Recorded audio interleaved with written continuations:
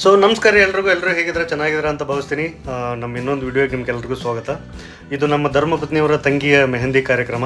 So ಇಲ್ಲಿ ಹೇಗೆಲ್ಲ ನಾವು ಎಂಜಾಯ್ ಮಾಡಿದ್ವಿ ಅಂತೇಳಿ ನಿಮ್ಗೆ ತೋರ್ಸೋಕೆ ಟ್ರೈ ಮಾಡಿದ್ದೀನಿ. ಇವಳೇ ಮದುವೆ ಹುಡುಗಿ ಕಾವ್ಯ ಅಂಥೇಳಿ.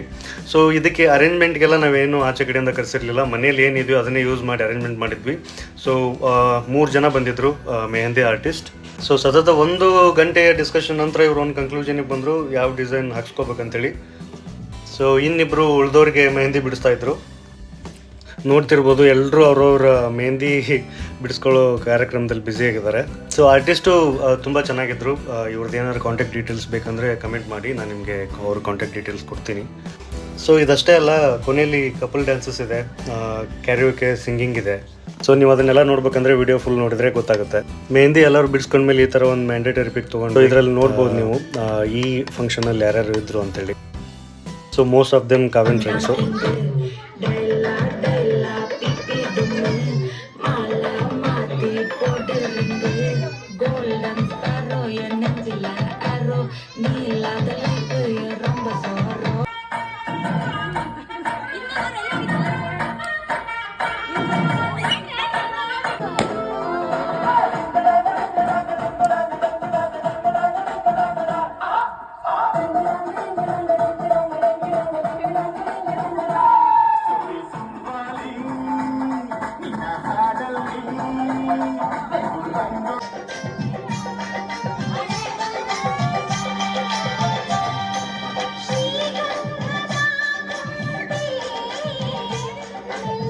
ಸುಡ್ತೈತೆ ಅದ ಸುಡ್ತೈತೆ ಕೈ.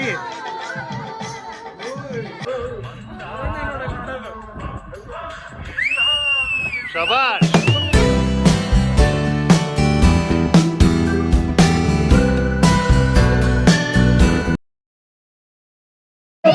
ಅವರ ಕಂಪನ ಕಡಲ ಹೋಗಿ